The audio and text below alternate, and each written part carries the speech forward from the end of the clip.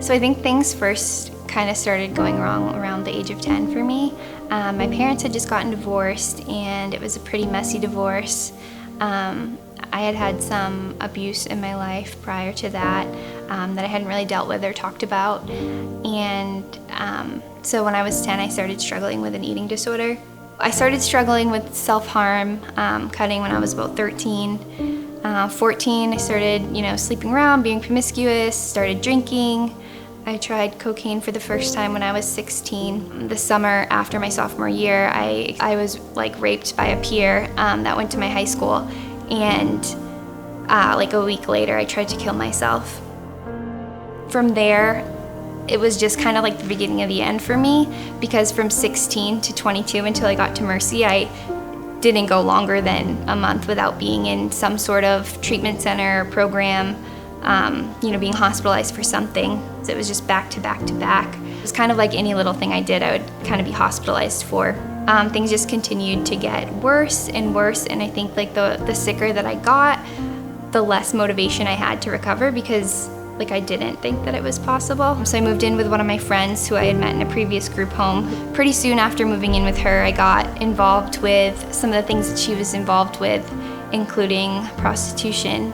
I think from there, my mental illness, if you will, got a lot worse. At this point, it all just came rushing back in, and it was really, really hard because I was constantly having flashbacks and nightmares, and I ended up trying to kill myself again, and this attempt was a lot more serious. I was in the ICU for a week, and when I woke up, my mom was there, and we decided that I would apply to Mercy. I just didn't think that was gonna help me. If anything, I was I'm gonna destroy them. If I come in, I'm just this reckless person, they're not gonna know what to do with me. I was mainly hesitant because I wasn't a Christian, so I had no context for what I was getting myself into.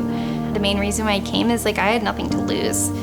It really couldn't have gotten any worse. Therapists and psychiatrists telling you that you're gonna struggle with something for the rest of your life doesn't necessarily give you a lot of hope. I was really surprised because when I got here, it wasn't harsh and strict and cold.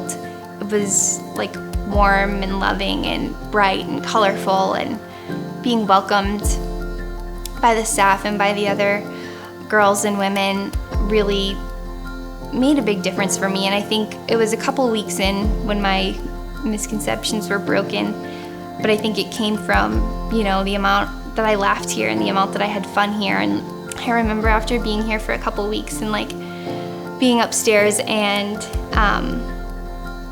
just closing my eyes and putting my hands out to God and just feeling for the first time the presence of God, and I was I could do this forever. I could stay in this moment forever. And I'd never experienced anything like that before.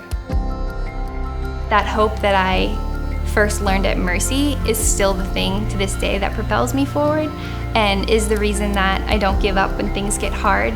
I feel my time at Mercy just really set me up for success in life, because whatever comes my way, I have tools to deal with it.